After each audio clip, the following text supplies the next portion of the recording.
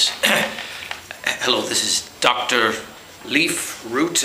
I work for NASA as a plant scientist. My specialty is studying plant habitats for spaceflight. You see, only plants are capable of harvesting sunlight and converting it into food. On space flights lasting a long time, it's simply impossible to take along enough food. So we need to figure out ways to grow food so that the astronauts can be healthy and well-fed.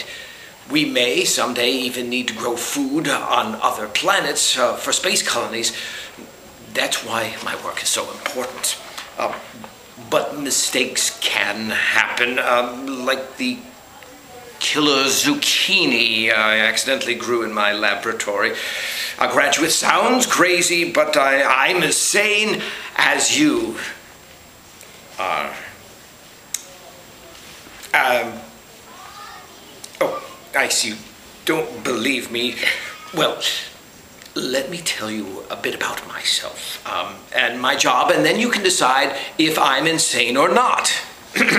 Well, as a kid, I enjoyed gardening and learning all about plants and whatever picture books I could find from the local library. As I got older, I started volunteering at parks and gardens, working with the botanists there. In high school, I took courses in botany. I later earned a bachelor's degree in biological sciences, a master's degree in botany. While in college, I managed to land a NASA internship and became fascinated by the projects they were working on. I decided then that I'd found what I wanted to do with my life, and I was hired as a NASA plant scientist when I graduated. As I've been doing a good job and important work, I enjoy working with teams of other scientists who share the same goals. I don't mind working long hours because my job is so interesting. I'm patient and don't mind when experiments take a long time to complete. And if a problem shows up, I have a knack for analyzing the situation and finding a solution.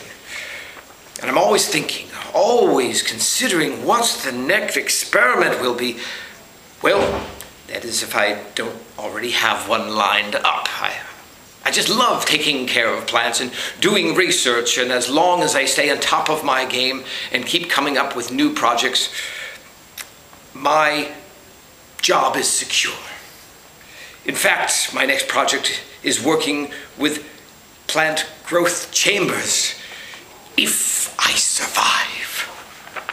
But I digress. Just to reinforce the point that I know what I'm talking about, I've kept learning even after college. NASA even has a program to help with continuing education for its scientists, and I've taken many courses. I also keep on top of the latest discoveries by other scientists as a member of the American Society of Agricultural and Biological Engineers and other professional organizations. So back to the killer zucchini. I was conducting an experiment involving growth plants without dirt. I decided to try a more creative approach, as it were, with another group of plants I happened to be growing. Well, if you consider bombarding the plants with radioactive materials creative. Okay, so I'm a little crazy, but how was I to know what would happen? Anyway, as I said, I saturated the tiny zucchini sprout with radioactivity, and before you know it, it started growing out of control. Vines started growing from the vegetable itself as if it were growing arms and legs. A primitive mouth and eyes began to take shape, and zucchini juice began to drip from what appeared to be fangs. Within an hour, a simple zucchini like this one was bigger than a grown man. The creature, and I can think of no other word for it, continued to grow, and it broke free from the chamber. It began a clumsy crawl across the floor, using its roots to pull itself along. Soon, the whole building was evacuated except for my wife, who was waiting in my office and was unaware of what I had unleashed on the world. She's now trapped and the killer Zucchini is using its roots to reach beneath the door and through the windows in an effort to capture her. Troops are on the way, armed with huge peelers, and crack teams of lunch ladies and farm boys have been summoned by the general to help with strategies on the best way to destroy a zucchini.